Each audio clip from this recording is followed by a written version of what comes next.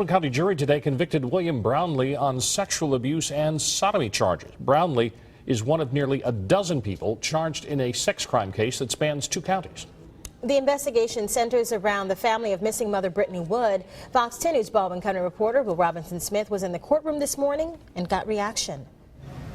It was a relatively short day in court for all parties involved. After about 40 minutes of closing arguments and a short deliberation, the jury came out with the verdict of guilty. I'm just grateful that finally we have a little bit of closure for the victims in this matter. Closure that came after a trial that lasted little more than 2 days. On Wednesday, Brownlee's victim testified a family member forced her to perform sexual acts with him many times. The victim, now 16, said she was about 12 years old when it began. Authorities say Brownlee admitted to having contact with the victim but said it was against his will. Brownlee's defense attorney didn't call his client to the stand. And what I was thinking was, he's already told his side of the story on 2 different times. So the only thing that I could do by getting him up there is to stand up and say exactly what he already said. And that would have been duplicitous, and I thought it was a waste of the time, or a waste of the court's time.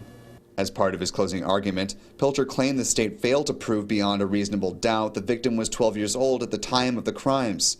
Both Mobile and Baldwin County prosecutors called attention to details from the victim's testimony, like the recollection of Brownlee's bad body odor.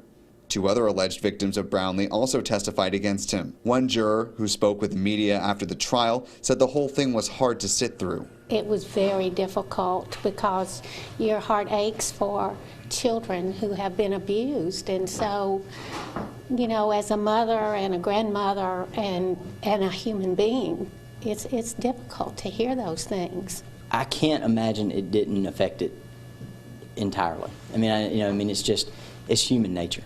You can't not hear that kind of stuff and not be affected as to it one way or the other. The jury took just 20 minutes before reaching a verdict.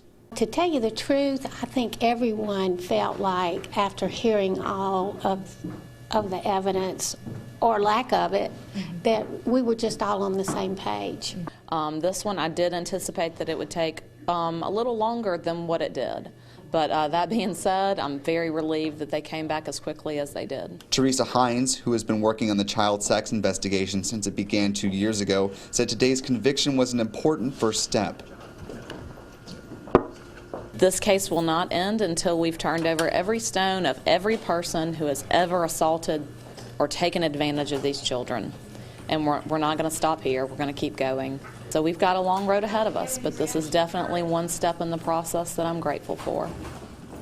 Brownlee's sentencing has been set for December 18th. He's facing a maximum of 21 years in prison. Reporting in Bay Minette, I'm Will Robinson-Smith for Fox 10 News. Brownlee is just one of nearly a dozen people charged in the case. Earlier this year, Dustin Kent and Randall Scott Wood accepted plea deals in Mobile and Baldwin counties. The other suspects include Brittany Wood's mother, Chessie Wood, her sisters, Wendy Holland and Mendy Kent, and family friends, Jennifer Moore, Nelton Morgan, and James Cumba. Also